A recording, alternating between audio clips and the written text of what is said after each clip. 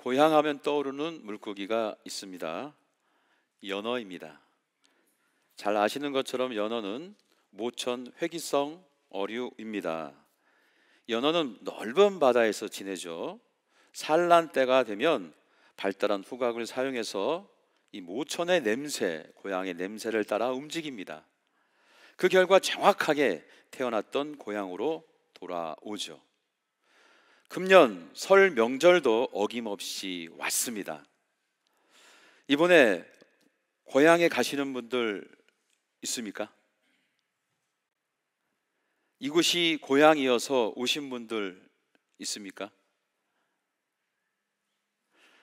오늘 본문도 고향길을 가는 한 아들의 이야기가 기록되어 있습니다. 탕자의 귀향 이야기입니다. 고향으로 가는 길, 오늘 본문으로 함께 영적 메시지를 좀 묵상해 보려고 합니다. 다 두 가지입니다. 첫 번째, 고향으로 가는 길에서 생각할 수 있는 영적 메시지. 아버지 하나님의 품이 우리의 고향입니다. 자, 한번 따라서 합시다. 아버지 하나님의 품이 우리의 고향이다. 아버지 하나님의 품이 우리의 고향이다. 오늘 우리가 읽은 본문을 일반적으로 탕자의 비유라고 합니다. 그래서 보통 탕자를 영어로 prodigal son이라고 하죠. 이 prodigal이라는 단어를 사전에 보니 극도로 낭비하다, 남김없이 다 써버린다, 이런 뜻이 있습니다. 그러므로 이 탕자의 prodigal son이란 표현으로 나타낸 것은 아주 적절한 표현입니다. 그런데 서점에서 흥미로운 책을 발견했습니다. 그것은 이 탕자에게 쓴 이 prodigal이라는 단어를 붙여서 The Prodigal God 이라는 제목의 책을 발견한 겁니다. 한글 제목이 또 기분이 나빠요. 탕부입니다. 탕부. 탕자, 탕부. 아니, 우리 하나님을 탕부라고 하는데 좀 당황스럽고 기분이 안 좋습니다. 어떻게 하나님을 이 탕자에게 붙인 단어를 써서 이렇게 표현을 하는 건가? 아주 유명한 신학자인데 말이죠. 곰곰이 생각해보고 이 책을 좀 읽는데 이 프라디갈이란 단어, 야, 이게 우리 하나님께 너무 잘 어울리는 이 표현이구나 라는 것을 깨닫게 됩니다. 왜냐하면 하나님은 우리에게 아낌없이 다 퍼주는 분이기 때문입니다. 그래서 이 프라디갈이라는 단어는 기분 나쁜 표현이 아니라 하나님께 딱 맞는 표현이구나. 자, 그렇다면 이 탕부 하나님은 우리에게 무엇을 그렇게 아낌없이 다 퍼주었습니까? 뭘 주신 거예요, 우리 하나님께서? 사랑이잖아요. 아가페 사랑을 주셨잖아요. 아낌없이. 자, 예를 하나 들어보죠. 여러분들은 저를 좋아하시죠? 별로인가요? 좋아하시죠? 자, 그런 마음만 가지고 저한테 1억을 주실 분 있습니까? 진짜요? 누구요? 아니, 예배 시간인데 거짓말하면 안 되는데. 너무 기뻐요. 할렐루야. 이야, 정말 너무 기쁜 소식입니다. 다른 분들은 어떠신가요? 보니까 돈이 없는 것 같아요. 네, 알겠습니다. 없죠? 네, 없습니다. 네. 그러면 이번에는 좀 깎아서 우리 옆에 계신 분 한번 보시기 바랍니다. 옆에 계신 분한테 5천만 원을 주실 수 있습니까? 네, 없죠? 네, 알고 있습니다. 없습니다. 예. 자, 그런데 여러분, 하나님께서 저와 여러분을 위해 돈으로는 환산할 수 없는 무언가를 주셨어요. 그것은 예수 그리스도입니다. 독생자. 그것도 아낌없이 주었어요. 주저함 없이 주셨습니다. 자신의 아들을 십자가에 그냥 내 던져버렸어요. 우리를 위해서. 여러분, 이게 돈의 가치 환산할 수 없는 거잖아요. 이런 하나님을 The Prodigal God이라고 부르는 것이 정말 정확하지 않는가?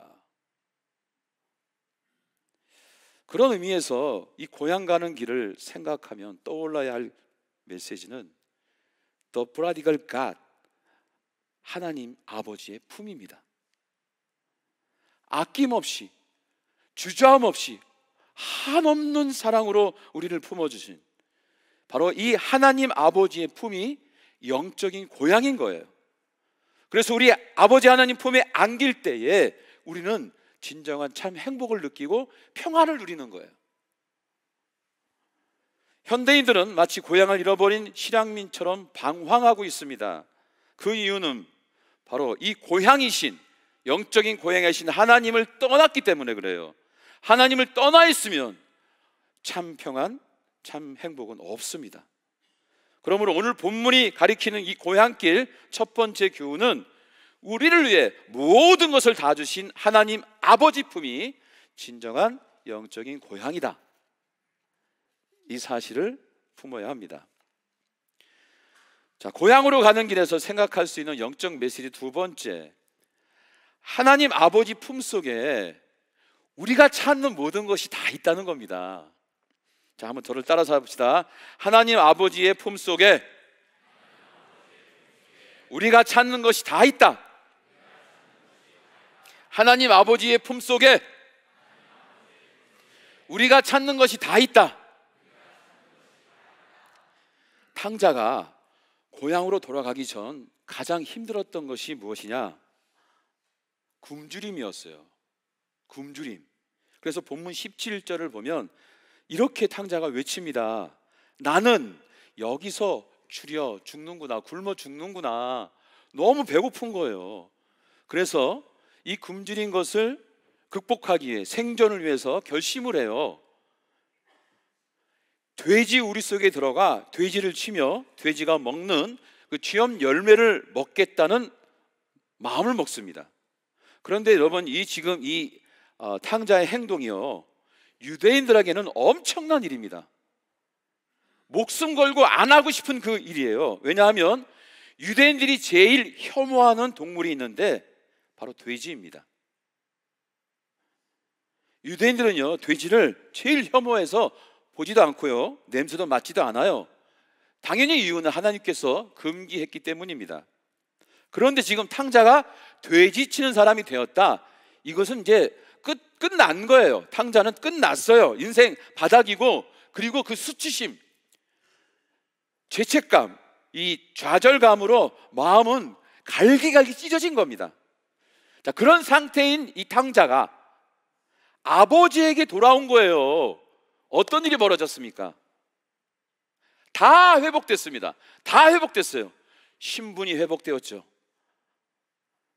삶의 질도 회복되었죠. 마음의 상처, 이 수치심과 이 죄책감도 다 회복되었어요. 고향으로 돌아와 아버지 품에 안기니까 다 회복된 것입니다. 그렇습니다, 여러분. 아버지 하나님 품에 안기고 그 고향으로 돌아가면 모든 것이 다 회복되는 거예요. 할렐루야! 모든 것이 다 해결되는 겁니다. 이것이 신앙의 신비예요. 저희 어머니는 강원도 영월에 계십니다. 제주도에 내려와서 갈 시간이 지금은 없죠. 육지에 있을 때는요, 조금만 힘들어도 어머니에게 갔습니다. 1시간 반 그 정도밖에 안 걸리니까요. 어머니는 제가 가면 얘기하지 않아도 꼭 해놓는 것이 있어요. 비빔국수입니다. 사실 맛으로 따지면은 우리 어머니보다 더 잘하시는 분들 여기도 많죠. 그러나 제가 어머니에게 가서 이 비빔국수를 꼭 먹는 것은, 또 어머니가 비빔국수를 꼭 해놓는 것은, 비빔국수 안에 담겨있는 어머니 사랑을 먹기 위해서입니다. 참 신비합니다. 어머니가 만들어진 그 비빔국수를 먹으면요, 이상하게 힘이 나요. 힘이. 그리고 피곤한 것도 다 풀립니다. 참 신기하고 신기해요.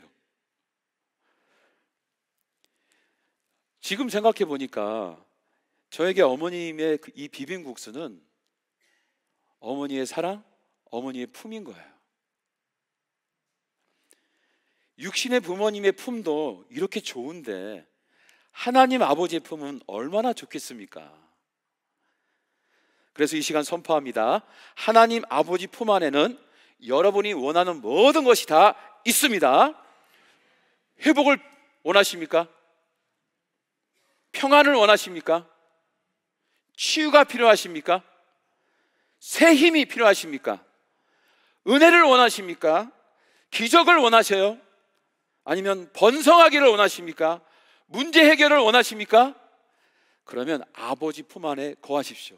그 품 안에 다 있습니다. 할렐루야. 회복도 있고 치유도 있고 평안도 있고 새 힘도 있고 은혜도 있고 기적도 있고 번성도 있고 문제 해결도 있는 것입니다. 할렐루야. 자, 여기까지 정리합니다. 고향으로 가는 길에서 생각할 수 있는 영적 메시지 두 가지죠. 첫 번째는 하나님 아버지 품이 우리의 고향이다라는 각성. 두 번째는 하나님 아버지 품에는 모든 것이 있다는 믿음. 너무 좋아요.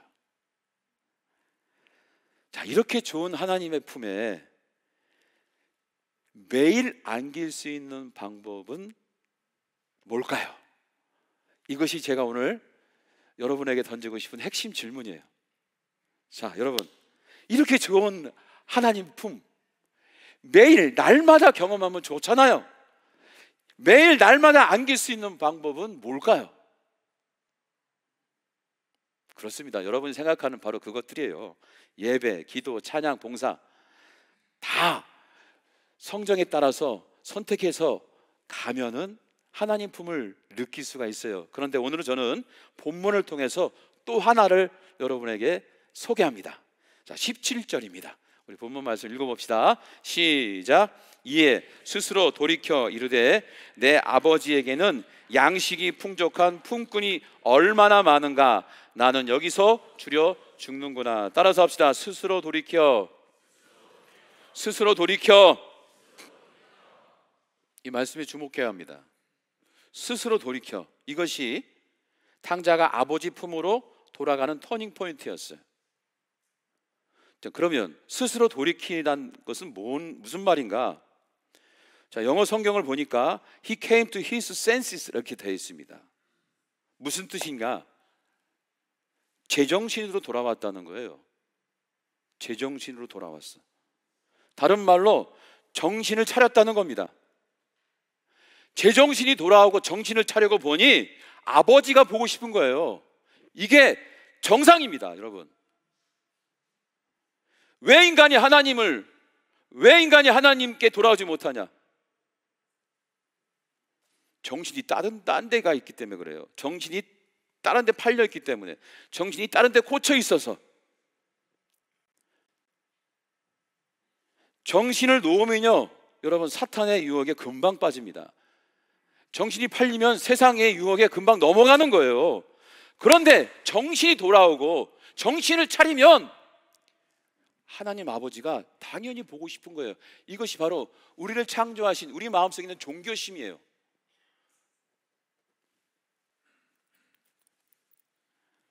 제정신으로 돌아와야 됩니다. 정신 차려야 되는 거예요. 그래야 하나님이 보고 싶어서 하나님께 돌아올 수 있는 거예요.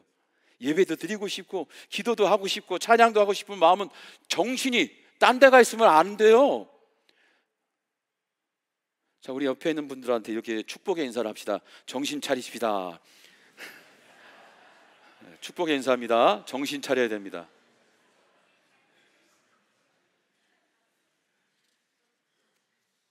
정신 차려야 돼. 정신을 어디다 뺏고 다니는 거예요 지금. 자, 그런데 여러분, 이것만으로 날마다 주님을 만나기는 힘들어요. 정신 차리는 것은 기본이에요. 출발인 거예요. 자, 이것을 저는 정신 차린다, 제정신이 돌아온다, 이것을 저는 회개의 출발이다 이렇게 표현해 보고 싶습니다. 회개의 출발. 그러니까 제가 여러분에게 지금 전하는 주님을 날마다 품 안에 경험할 수 있는 방법으로 회개를 제안하는 겁니다. 그런데 지금 그 출발점, 그 프로세스를 중에 첫 번째, 정신 차리자. 자, 이것만으로 회개가 완성되지 않는 거예요. 자, 회개는 정신 차리고 나서 그 다음으로 가야 되는 거예요. 그 다음 20절입니다. 20절을 보겠습니다. 다 같이 시작. 이에 일어나서 아버지께로 돌아가니라. 아멘. 그렇습니다, 여러분. 정신 차리고 제정신이 돌아와서 아버지가 보고 싶으면 이제는 일어나서 아버지께로 돌아가는 거예요. 아버지께로 돌아가는 겁니다. 이 의지적 행동, 실행, 여기까지 가야 되는 거예요. 이것이 회개인 것입니다. 여러분, 아버지가 가끔 보고 싶죠. 어머니가 보고 싶죠. 보고 싶다는 마음에서 끝나면 그 사람을 보고 효녀, 효자라고 말하지 않아요. 보고 싶었는데 아버지께, 부모님께 가야죠. 이게 효자인 거죠. 회개도 마찬가지입니다. 정신이 차려졌어. 제정신이 돌아왔어. 그래서 자기 잘못이 뉘우쳐지고 하나님이 너무 보고 싶어. 여기까지만 가지고 회개라고 말하지 못 않는 거예요. 하나님이 원하는 완벽한, 완전한 회개는 행동입니다. 돌아가는 거예요. 물론 행동 힘들죠. 어떤 분은 한순간에 되기도 해요. 딱 마음 먹으면 실행하죠. 그런데 어떤 사람은 10년 걸릴 수도 있어요. 주님께 돌아오는데 10년, 어떤 분은 20년, 지금 여기 가운데 계신 분들도 한 30년 되신 분도 있죠. 다행입니다. 임종 때 돌아오시는 분도 있는데, 임종 때 돌아오려고 마음 먹고 살다가 임종 그냥 시간이 정해져 옵니까? 그냥 가시는 거지 뭐 어떻게. 여러분, 정신 차리고 보니 내가 정말 어떻게 살았는지 점검이 되잖아요. 제정신으로 보니까 내가 어떻게 살아왔는지 보여지잖아요. 그걸 깨닫고 바꿔야죠. 행동해야죠. 주님께 돌아와야죠. 거기까지 가야 되는 것입니다. 그러면 주님 품 안에 늘 안기게 되는 거예요. 할렐루야! 진정한 회개, 이것은 20절, 바로 이에 일어나서 아버지께로 돌아오니라. 즉 행동인 것입니다. 하나님 아버지 품으로 날마다 돌아가려면 어떻게 해야 하나? 사랑하는 성도님들, 날마다 정신 차리고 회개합시다. 그리고 이 회개의 정점은 행동인 것이에요. 회개를 통해 날마다 아버지 품에 거하셔서 여러분의 모든 것이 해결받고 모든 것이 채워지는 은혜가 충만하기를 주의 이름으로 축원합니다. 자, 마지막으로 강기옥 시인의 행복이란 시를 읽으면서 오늘 말씀을 마치겠습니다. 고향, 눈 감으면 떠오르는 그곳에 언제든지 훌쩍 다녀올 수 있으면 당신은 행복한 사람입니다. 손때 묻은 기둥과 밝고 순결하게 피어나던 초가 지붕과 숨바꼭질하던 친구가 있다면 당신은 더없이 행복한 사람입니다.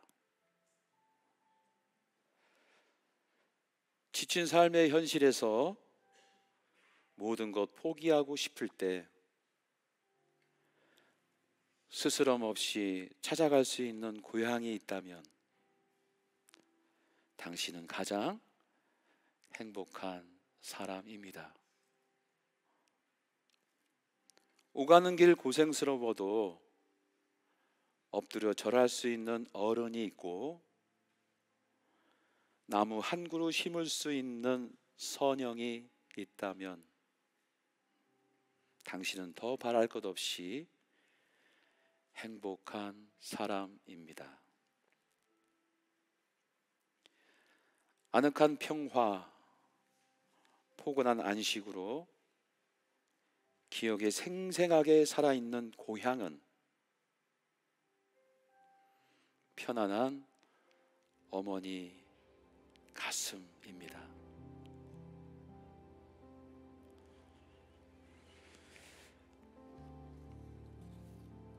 따뜻함을 품고 우리 함께 찬양을 부를 텐데요. 지난번 우리 성가대가 불렀어요. 이 찬양을 부르는데 너무 제 마음에 감동이 되어서 몇 주 동안 익혀서 이렇게 여러분과 함께 불러봅니다. 모두 일어나서 이 찬양의 가사 속에 있는 주님의 은혜, 내가 주님 품 안에 거하면서 이 은혜를 누릴 수 있다는 그런 소망을 품고 함께 이 찬양을 불러보면 좋겠습니다.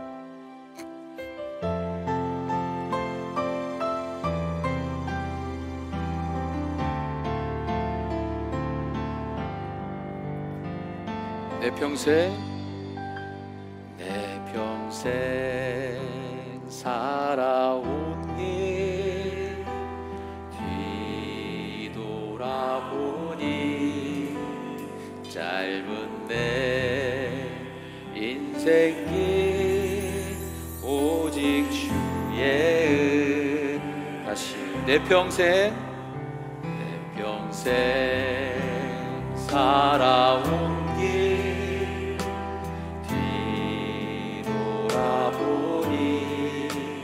짧은 내 인생길 오직 주의 은혜라 주의 은혜라 내 평생 살아온 길 주의 은혜라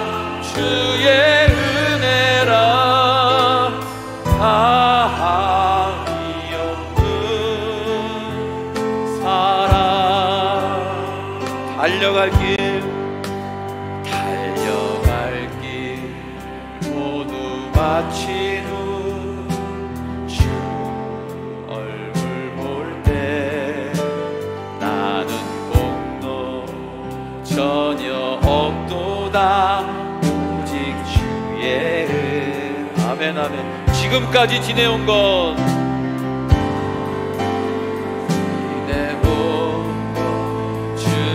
크신 은혜라 한이 없는 주의 사랑 어찌 이루 말하랴.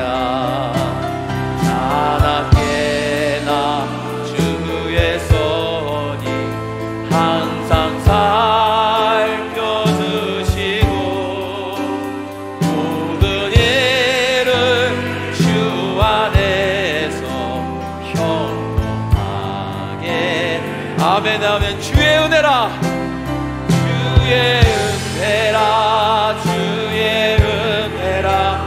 내 평생 살아온 길 주의 은혜라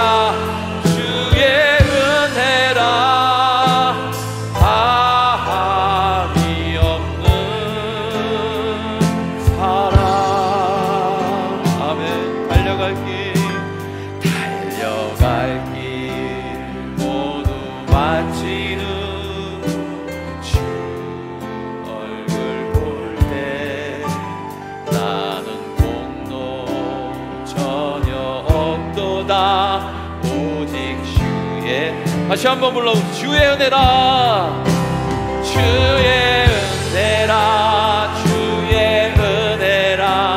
내 평생 살아온 길 주의 은혜라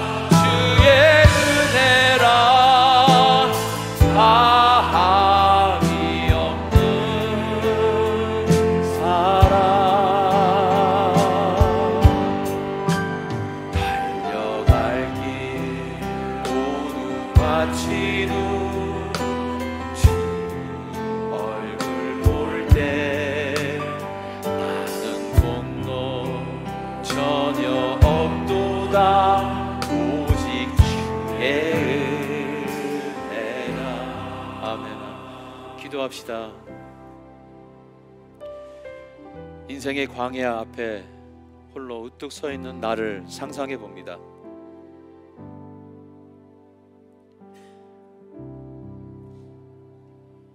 홀로 서 있는 나를 한량없는 마음과 아낌없이 주는 그 사랑의 마음으로 우리 주님께서 오셔서 나를 꼭 안아주십니다. 주님 품에 안긴 나는 그 따뜻한 품 속에서 주님의 말씀이 들립니다.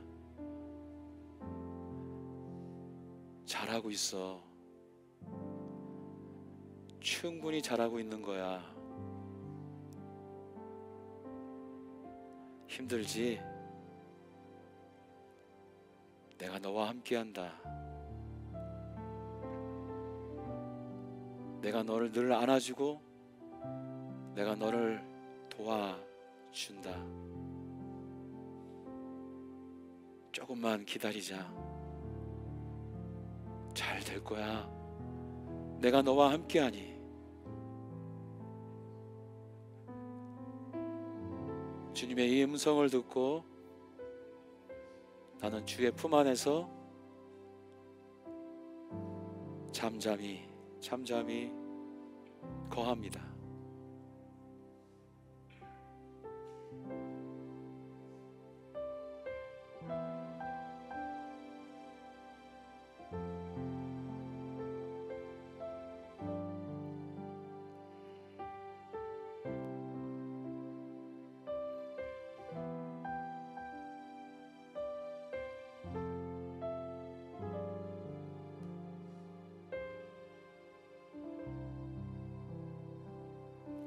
이제는 우리 주 예수 그리스도의 은혜와 하늘아버지의 극진하신 사랑과 성령님의 감화 감동 역사하심이 오늘도 주 품 안에서 하나님의 말씀 듣고 새 힘 얻어 인생의 고난과 강야를 넉넉히 이기고자 원하는 모든 권속들의 인생, 가정, 사업장 그리고 우리 교회와 민족과 열방 위에 이제부터 영원토록 함께하기를 간절히 축원하옵나이다. 아멘.